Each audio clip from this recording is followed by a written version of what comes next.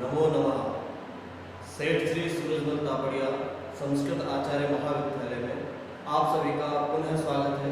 ज्ञान वैविध्य चैनल पर शास्त्रीय द्वितीय वर्ष का पाठ्यक्रम चल रहा था, जिसमें साहित्य प्रथम पत्र के विषय में साहित्य दर्पण का षष्ठ परिच्छेद चल रहा था। जो भाग नंबर 1 में हमने पढ़ा।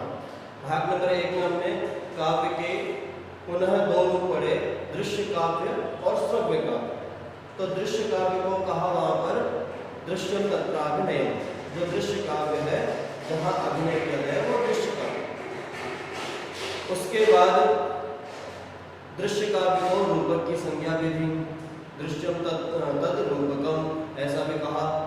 तो अब रूपक के लिए बताया कि रूपक क्या है, तो किसी चीज का दूसरी चीज पर आरोप कर देना रूपक हुआ।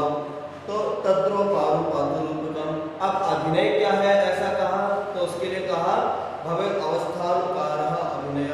अवस्था का अनुकरण करना जो है वो अभिनय हुआ।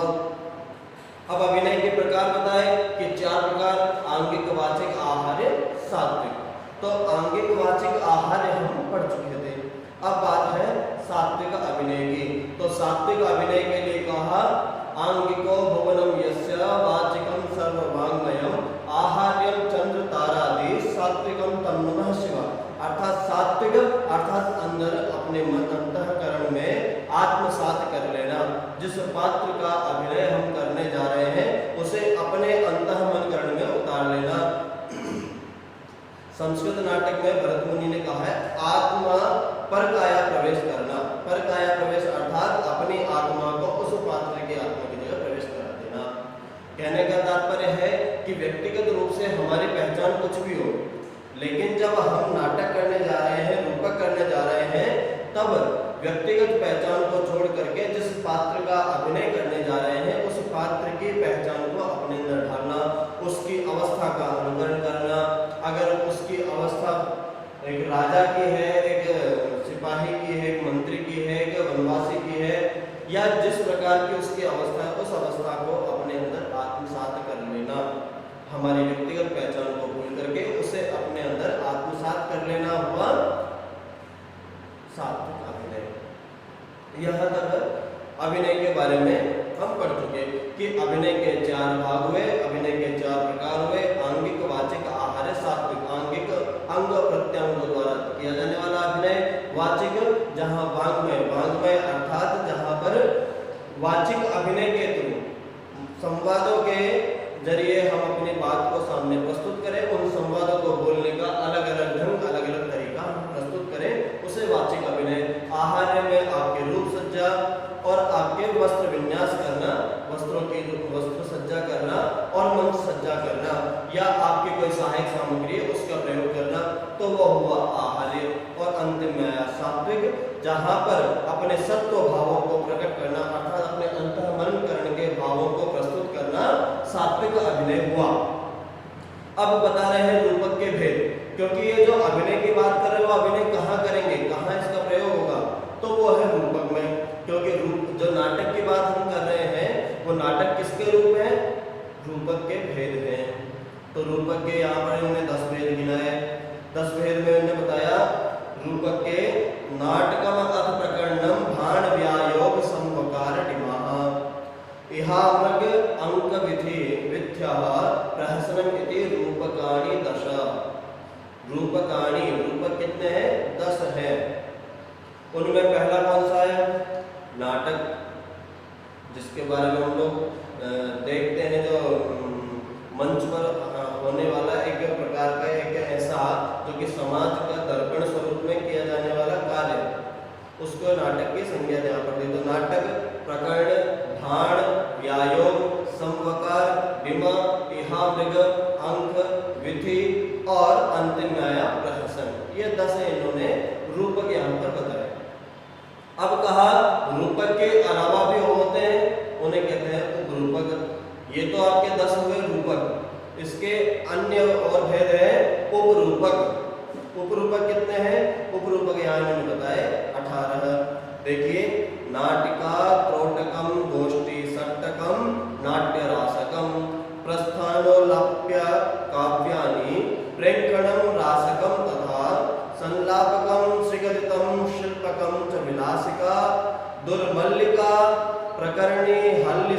माणिकेति च अष्टादश प्राहु रूपकाणि मनीषिणः विना विशेषम सर्वेषां लक्ष्म नाटकवन्नतम।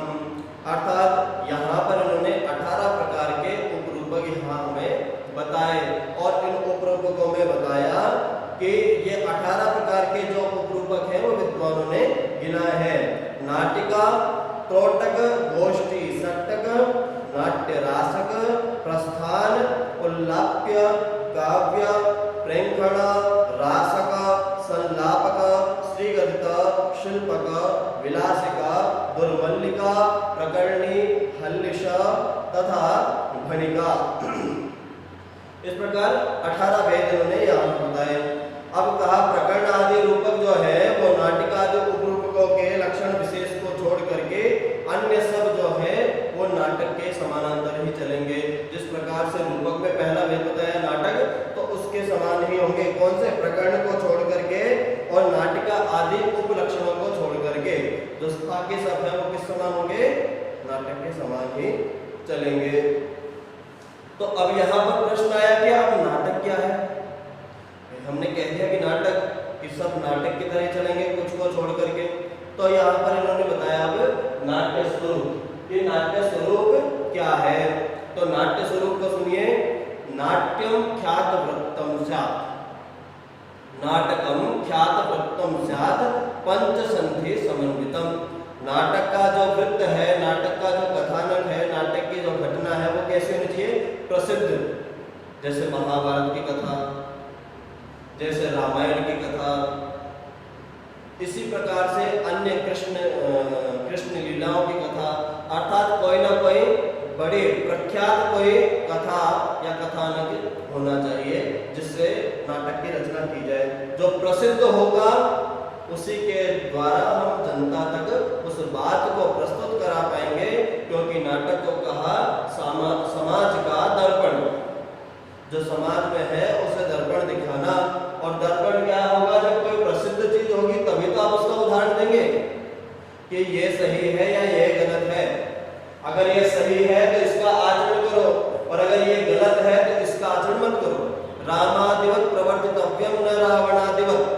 राम की तरह आचरण करो, रावण की तरह आचरण मत करो। ये ऐसा हमें उपदेश देता है काव्य। काव्य का जो उपदेश, काव्य के प्रयोजन जब पढ़ते हैं उसमें आता है ऐसा काव्य का उपदेश। रामादिवत प्रवर्तितव्यम न रावणादिवत। राम की तरह अपना कार्य, राम की तरह कार्य कीजिए, रावण की तरह मत कीजिए। तो समाज का दर्पण है नाटक। तो नाटक हमें दोनों ही चीज दिखाता है, अच्छी चीज भी बुरी चीज भी। लेकिन हमें वहां से ग्रहण क्या करना है? अच्छी चीज ग्रहण करनी है, बुरी चीज को छोड़ना है। तो इसके द्वारा हमें क्या पता चला? नाटकम ख्यात वृत्तम स्यात्। नाटक में क्या होना चाहिए? वृत्त। वृत्त मतलब कथानक, घटना जो है वो प्रसिद्ध होनी चाहिए। पंच संधि समन्वितम, और 5 संधियों से युक्त होना चाहिए। 5 संधि कौन सी? व्याकरण वाली 5 संधियों की बात नहीं यहाँ पर कि स्वर संधि, विसर्ग संधि, व्यंजन संधि या दीर्घ संधि, गुण संधि, वृद्धि संधि आदि जो संधियां हैं उन संधियों को यहाँ पर प्रकार नहीं बताया है। यहाँ पर पंच संधि जो है वो नाट्य शास्त्र अनुसार, भरत मुनि के नाट्य शास्त्र अनुसार पंच संधियों को यहाँ पर समन्वित किया गया है, जो कि नाटक के अनुरूप संधियां है। इस पंच संधि के बारे में भी आगे इसे षष्ठ परिच्छेद में विस्तृत रूप से बताया गया है। अभी केवल यहाँ पर उनके बारे में आपको सिर्फ आभास कराया है। मुख, प्रतिमुख, गर्भ, विमर्श और निर्वहन, ये 5 संधियां हैं। मुख, प्रतिमुख, गर्भ, विमर्श और निर्वहन, ये 5 संधियां आपके इसमें होती हैं नाटक में। तो नाटक में क्या होना चाहिए? वृत्त उसका ख्यात होना चाहिए। ख्यात मतलब प्रसिद्ध होना चाहिए। और संधियां कितनी होनी चाहिए? 5 संधियों से युक्त होना चाहिए। विलासाद्यादि गुणवद युक्तम नाना विभूति भी सुख दुख समुद्भूति नाना रस निरंतरम। विलास, जो नायक होगा वो नायक कैसा होना चाहिए? विलासी होना चाहिए। विलास मतलब ऐश्वर्य, प्रसिद्ध कहीं का राजा होना चाहिए, राजा या कोई बड़ा व्यक्ति होना चाहिए। नाना विभूति भी, अनेक प्रकार की विभूतियां, संपत्तियां उसके पास होनी चाहिए। सुख दुख समुद्भूति, सुख दुख का अनुभव करने वाला होना चाहिए। नाना रस निरंतरम,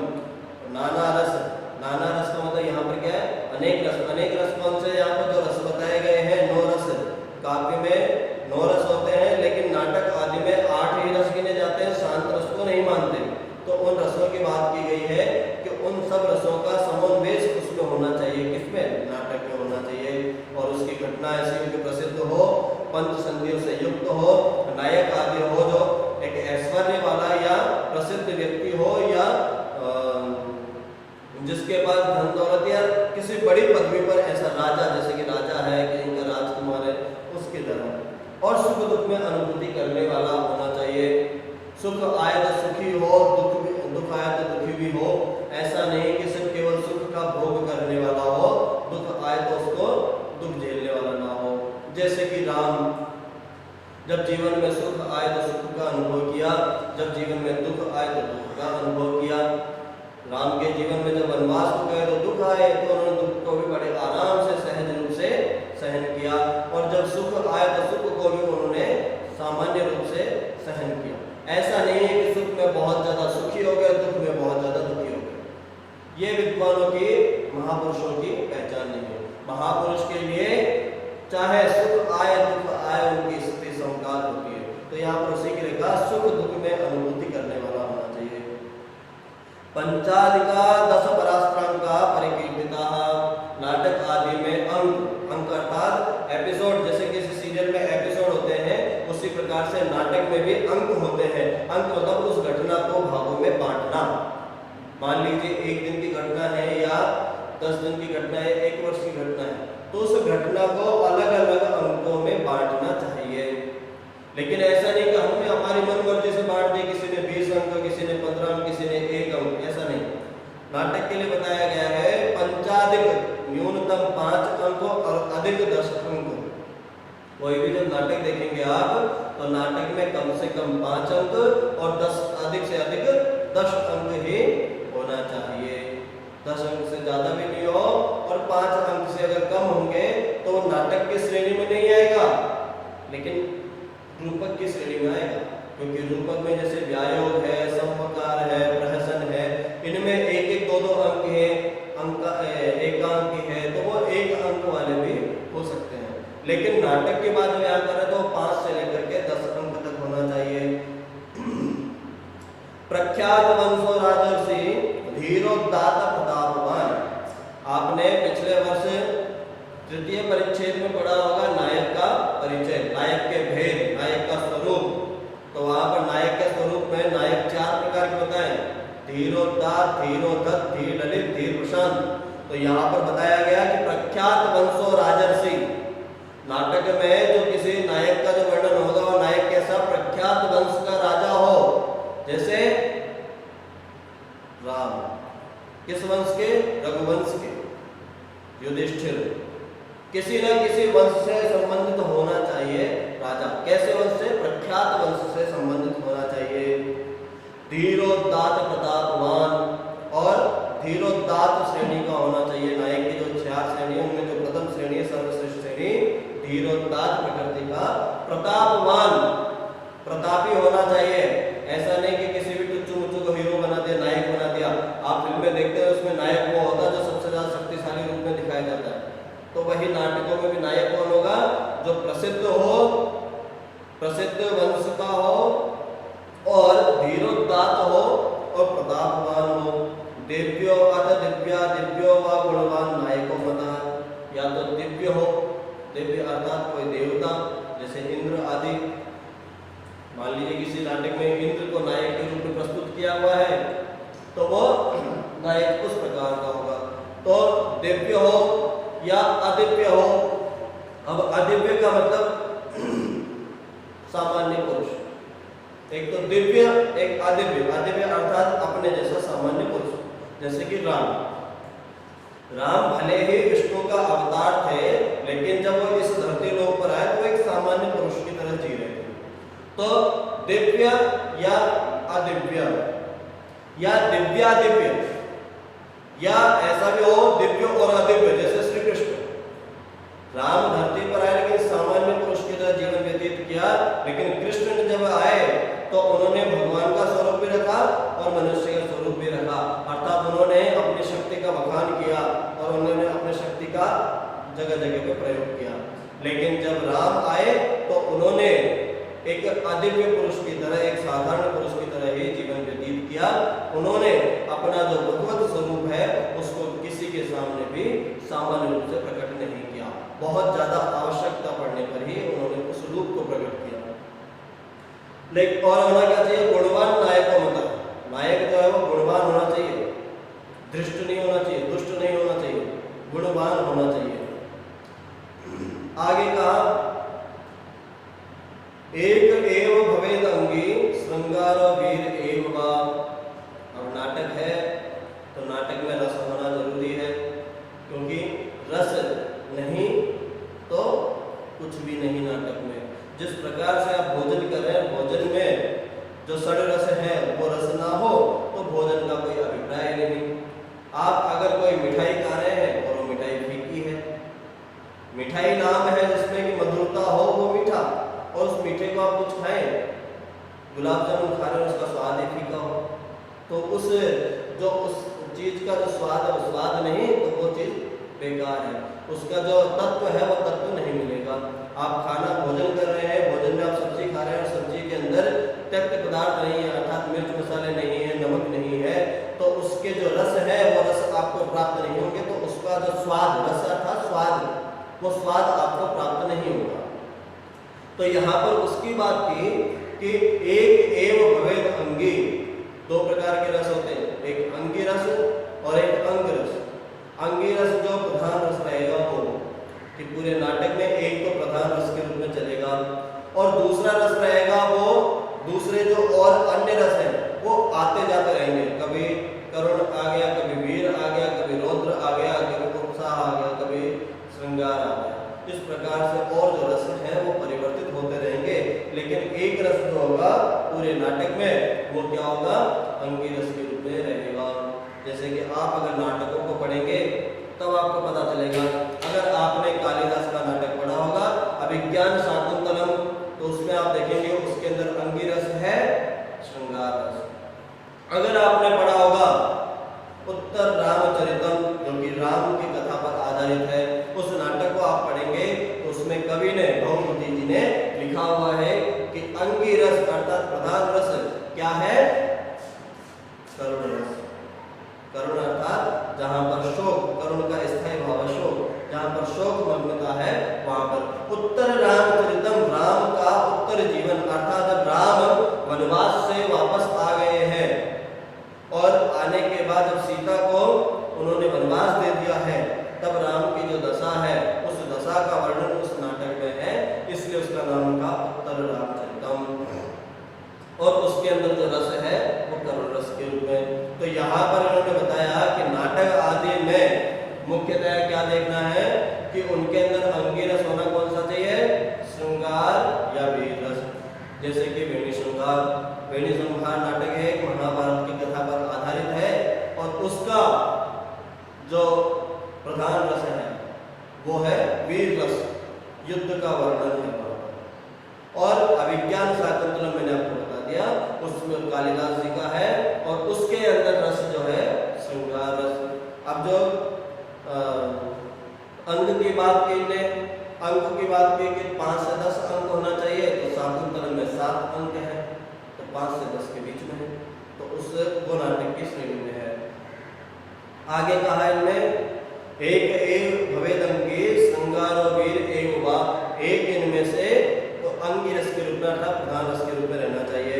अंग बनने रसा सर्वे, अंग बनने और अंकों के बीच बीच में जो और अंग रूप में रहना चाहिए वो रस जो कौन से, बाकी जो भी रस हैं वो सब बीच बीच में आते जाते रहना चाहिए। कार्य निर्वहण है अद्भुता, और कार्य कैसा होना चाहिए, निर्वहण की ओर जाने वाला, उपसंहार की ओर जाने वाला। ऐसा नहीं कि नाटक यहाँ से शुरू हुआ, यहाँ पहुंचा ऊपर और फिर नीचे उतरी नहीं, घटना बढ़ती जा रही है, बढ़ती जा रही है, बढ़ती जा रही है, खत्म ही नहीं होगा। जैसे कि आप टीवी सीरियल देखते होंगे, जो टीवी सीरियल्स की घटना जो होती है वो क्या होती है, धारावाहिक की घटना चलती ही जाती, चलती ही जाती, चलती ही जाती, कभी खत्म ही नहीं होती। उस प्रकार का ना हो, कैसा हो कि घटना जो चालू हुई है वो निर्वहन की ओर जाए। जो पंच संधि की बात की, पंच संधि अर्थात मुख अर्थात प्रस्तावना से चालू होकर के उपसंहार तक जाने वाली कार्य व्यवस्था उसकी होनी चाहिए। ऐसा कार्य उसके अंदर लिखित होना चाहिए लेखक के द्वारा। चत्वारः पंचवा मुख्या कार्य व्यापृत पुरुषाः, और 4-5 ऐसे व्यक्ति होने चाहिए जो कथा वस्तु को आगे आगे बढ़ाते रहें या आगे प्रधान चरित्र वाले होने चाहिए। जैसे कि आपने रामायण में देखा तो रामायण में राम तो नायक था, राम को वहां पर नायक के रूप में रखा, लेकिन लक्ष्मण, भरत, हनुमान जी, सुग्रीव, अंगद, वो केवट, जनक, ये सब क्या थे? ये सब क्या है? ये उनके व्यापार में सहायता करने वाले अर्थात अच्छा चरित्र रखने वाले 4 से 5 पुरुष प्रधान चरित्र वाले भी अपेक्षित हैं। ऐसा नहीं कि केवल नायक ही है, नायक के अलावा और कोई नहीं है। नाटक में नायक के अलावा सहनायक के रूप में को एक्टर्स बोलते हैं, जिनको आपकी फिल्मों में नाम दिया जाए को एक्टर्स, अर्थात सहायक अभिनेता। सह अभिनेता जो है नायक की सहायता करने वाला, नायक के कार्य व्यापार को आगे पहुंचाने वाला सहनायक। सहनायक की भूमिका में भी 4 से 5 लोग कम से कम होने चाहिए। गोपुच्छाग्र समाक्रमतो बंधनम तस्य कीर्तितम। और गोपुच्छाग्र समाक्रमतो, गो अर्थात गाय, पुच्छ मतलब पूंछ के अग्र भाग की तरह होना चाहिए बंधन। अगर आपने पूंछ देखी होगी तो जहां से पूंछ चालू होती है नीचे से, वहां से छोटा सा हिस्सा और फिर धीरे धीरे बढ़ता जाता है, वो उसके जो अग्र भाग है उसकी तरह इसका बंधन होना चाहिए। नाटक को गुथा हुआ होना चाहिए। ऐसा नहीं नाटक बिखरा बिखरा दिखे, यहाँ घटना कुछ और है, वहां घटना कुछ और है, अंत में कुछ और ही हो गया। जो प्रथम घटना चालू हुई थी उसका अंत वाली घटना से कोई संबंध ही ना हो, इस तरह का नाटक नहीं होना चाहिए। प्रथम घटना से लेकर के अंत में जो घटना हो रही है वहां तक पूरे नाटक का संबंध एक दूसरे से होना चाहिए। तो पूंछ के कुछ बाल, जो गाय के बारे में बताया कि जैसे गाय का अग्रभाग, पूंछ के कुछ बाल नीचे से जाएंगे छोटे, फिर धीरे धीरे बढ़ते जाएंगे, और उनके जो गाय का पूंछ का आगे का हिस्सा होता है उसमें बाल होते हैं थोड़े से ज्यादा, तो उस पूंछ के अग्रभाग की तरह अर्थात छोटे से बड़े जिस प्रकार से बाल होते हैं उसी प्रकार से नाटक की घटना भी शुरुआत से थोड़ा थोड़ा बढ़ना चाहिए ऊपर की ओर, उसका ग्राफ जाना चाहिए। तस्य कीर्तितम, तभी उसकी कीर्ति होगी। किसकी? उस नाटक की। कब कीर्ति होगी? जब नाटक के अंदर क्या होना चाहिए? वृत्त ख्यात होना चाहिए, ख्यात वृत्त होना चाहिए, पंच संधियों से युक्त होना चाहिए, और ऐश्वर्य संपन्न आदि की उसमें और रसों से विभूषित होना चाहिए, सुख दुख में समुद्भूति करने वाला, और नाना रस निरंतरम, नाना रसों से युक्त होना चाहिए, अनेक रसों से युक्त होना चाहिए, 5 से 10 अंक होने चाहिए, और प्रख्यात वंश का धीरोदात्त प्रतापवान नायक होना चाहिए, दिव्य हो अदिव्य हो या दिव्यादिव्य हो, गुणवान नायक हो, गुण युक्त होना चाहिए नायक। नाटक में एक प्रधान रस के रूप में, अंगी रस के रूप में रहना चाहिए, उसके अन्य और जो रस हैं वो सब अंगमन्य अर्थात और रस भी उसके साथ रहना चाहिए, लेकिन प्रधान रस के रूप में। कार्य निर्वहण अद्भुत, कार्य का जो निर्वहण है अर्थात जो कार्य की जो समाप्ति है, जो उपसंहार है, वो अद्भुत होनी चाहिए, जहां पर जाकर के आपको उसको देख करके आश्चर्य की प्रतीति हो कि ऐसा हुआ। चत्वार पंचवा मुख्या, 4-5 पुरुष अर्थात सहनायक के रूप में भी होने चाहिए, और वो भी कैसे? अच्छे चरित्र वाले होने चाहिए। और जो नाटक की जो घटना है, नाटक की जो कथा वस्तु है, गोपुच्छ अग्र भाग की तरह होनी चाहिए। गाय की जो पूंछ का आगे का भाग है उसकी तरह होना चाहिए, नीचे से छोटा और ऊपर से बड़ा। जिस प्रकार से होती है पूंछ, उस प्रकार से उनका बंधन किया होना चाहिए। नाटक की घटना को उस प्रकार से संयोजित किया जाना चाहिए। ये बताया। अब ख्यात वृत्तम के लिए भी ने कहा, जैसे रामायण आदि प्रसिद्ध, रामायण में आप देखिए रामचरित्र, राम का जो चरित्र है वो प्रसिद्ध एक घटना है, तो उस तरह से इस घटना को संबंधित किया होना चाहिए। और संधियों के बारे में आगे आपको बताएंगे।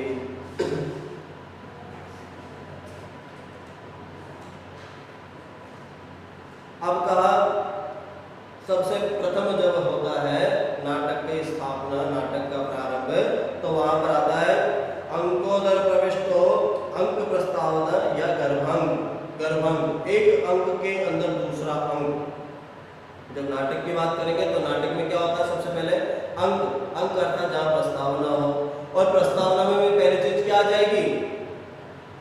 प्रस्तावना होगी तो वहां पर प्रस्तावना करने के लिए क्या बताया इन्होंने, अंकोदर प्रविष्ट, गर्भांक के लिए बताया यहाँ पर कि अंक प्रस्तावना जब करें और उसके अंदर कोई गर्भांक आ जाए, गर्भांक अंदर अंक के अंदर कोई एक ऐसी घटना आ जाए इंडिविजुअल अलग से जो घटना प्रतीत हो, तो उसके जैसे कि रामायण में घटना चल रही थी राम की, कि राम की पत्नी सीता का हरण करके ले गया रावण, उस घटना को उसके सीता को खोजते हुए राम वनवास में भटक रहे हैं राम लक्ष्मण, और वो पहुंच गए सुग्रीव के पास।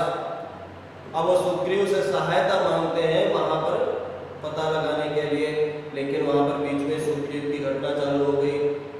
सुग्रीव की घटना चालू हुई कि वहां पर सुग्रीव का अपना एक प्रसंग चालू हो गया बाली के साथ युद्ध वाला, वो जो प्रसंग था वो एक प्रकार से इस रामायण से गर्भांक की ओर चले गया।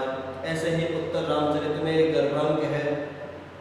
तो अंकोदर प्रविष्टो यो रंग द्वारा मुखादिमान अंको अपरः सगर्भांक सबीजः फलवान अपि। अब यहाँ पर कहा अंक के निरूपण में, अंक की प्रस्तावना करते हुए कहा प्रसंग के साथ साथ गर्भांक का भी निरूपण ने किया कि अंक के अंतर्गत रहने वाले रंग द्वार, अंक के अंतर्गत जहाँ पर प्रस्तावना, जहाँ पर एंट्री, जहाँ हमारा जो गेट होता है उस प्रकार से जैसे कि रंग का द्वार मतलब जहाँ पर से नाटक की शुरुआत हो, वहाँ पर अर्थात रंगमंच से पहले किया जाने वाला सूत्रधारकृत मंगलाचरण, प्रस्तावना, सभा पूजा आदि से युक्त बीज इति वृत्तांत और फल से युक्त जो दूसरा अंग हो वो गर्भांक कहलाएगा। कि जहाँ पर एक घटना चालू हुई वहाँ पर मंच पर ही उसके साथ दूसरा, जहाँ पर लगे आपको कि ऐसा कि यहाँ अलग है, सूत्रधारकृत मंगलाचरण, प्रस्तावना जैसा अंक में होता है वैसा वैसा भी वहाँ पर हो जाए वैसा, तो उसे कहा गर्भांक कहा। जैसे इन्होंने बताया कि बाल रामायण का उदाहरण उन्होंने यहाँ पर दिया कि रावण के प्रति कोहल अर्थात कंचुकी ने कहा, क्या कहा यहाँ पर, यथा बाल रामायणे रावणम प्रति कोहलः, कोहल उसका एक कंचुकी का नाम है। श्रवणे पेयम अनेक दृश्यम दीर्घश्च लोचनैर बहुभिः भवदर्थमिवा निबद्धं नाट्यम सीता स्वयंवरम। अब उन्होंने यहाँ पर कहा कि अनेक कानों से सुनने योग्य और अनेक विशाल नेत्रों से देखने योग्य सीता स्वयंवर नाट्य मानो तुम्हारे ही लिए रचा गया है, क्योंकि अनेक अर्थात 20-20 कान और अनेक विशाल नेत्र तुम्हारे ही है। अर्थात जो ऐसा अलग प्रसंग उन्होंने वहां पर दिखा दिया, उसको उन्होंने यहाँ पर क्या सीता स्वयंवर नामक उन्होंने क्या दिखा दिया वहां पर गर्भांक, क्योंकि बात चल रही थी वहां पर रामायण प्रसंग की, लेकिन उन्होंने वहां सीता स्वयंवर नामक एक अलग से वहां पर गर्भांक की प्रस्तुति उन्होंने करा दी। तत्रेति नाटके, अब पूर्व रंग के लिए ने कहा, पूर्व रंग क्या है, तत्र पूर्वम, सबसे पहले नाटक की शुरुआत से पहले क्या होता है कि जो मंच होता है, रंगमंच जहाँ पर भी नाटक प्रस्तुत किया जाना है उसकी पूजा, तो उसे कहा पूर्व रंग, रंग से पूर्व किया जाने वाला कार्य पूर्व रंग। रंग अर्थात नाटक जो शुरू होने वाला है उससे पूर्व किया जाने वाला कार्य वो है पूर्व रंग। तत्र पूर्वम पूर्व रंग सभा पूजा ततः परम कथनम कवि संज्ञादे नाटकस्यात् अथ मुखम। तो यहाँ पर कहा तत्र पूर्वम, पूर्व अर्थात नाटक के पहले पूर्व रंग होना चाहिए, क्योंकि ये एक प्रकार से नाटक को पंचम वेद की उपाधि दी गई है। 4 वेद आपने पढ़े, उसके बाद में पंचम वेद जो है वो भरत मुनि के अनुसार इसको माना गया है नाटक को। तो नाटक को शुरू करने से पहले जिस रंगमंच पर आप नाटक शुरू करने जा रहे हैं उस रंगमंच की मंगल का पूजा अर्चना करना, जिससे कि आपका नाटक जो है वो निर्विघ्न समाप्त हो और किसी प्रकार की आपको कठिनाई ना आए। तो नाटक में पहले पूर्व रंग होना चाहिए, उसके बाद में सभा पूजन, जिस सभा के सामने हम नाटक प्रस्तुत कर रहे हैं उस सभा का पूजन होना चाहिए। इसके बाद उस कवि का पूजन जिस कवि ने यह नाटक रचा, कोई ना कोई कवि होगा जो नाटक को रच रहा, जैसे विज्ञान शाकुंतलम कालिदास ने रच दिया, तो उस कवि का वहां पर कवि जो है उस कवि की पूजा, फिर उस नाटक के जिस इतिहास को, जिस नाटक को उसने लिख दिया, उस नाटक की पूजा, उसके अनंतर उसके बाद यहाँ पर प्रस्तावना की जानी चाहिए। प्रस्तावना अर्थात नाटक का उद्घाटन किया जाना चाहिए। तो पूर्व रंग में क्या होना चाहिए कि नाटक शुरू होने से पहले जो मंच, जो जिस जगह आप जा रहे हैं उस मंच की पूजा हो, पूर्व रंग होना चाहिए। और उसके बाद सभा पूजन होना चाहिए। सभा पूजन के बाद कवि का स्मरण करना चाहिए जिस कवि ने इस नाटक को रचा है। उसके बाद उस नाटक के जो घटनाक्रम है, उस नाटक की जिसने इस नाटक की संज्ञा दी है, और उसके बाद प्रस्तावना अर्थात नाटक का उद्घाटन करना चाहिए। तो आज के लिए यहीं तक हम इस साहित्य दर्पण के षष्ठ परिच्छेद के नाट्य स्वरूप को आज यहाँ विराम देंगे। अगले तीसरे भाग में इसके आगे का हम पढ़ेंगे। पूर्व रंग तक आपका हो गया है। अब इस पूर्व रंग के लिए भी आगे इन्होंने बताया है कि पूर्व रंग में क्या क्या होना चाहिए, क्या करना उचित है, क्या करना उचित नहीं है। इस प्रकार से इसके बारे में आगे विस्तृत रूप से बताया गया है, उसे हम अगली कक्षा में पढ़ेंगे। धन्यवाद।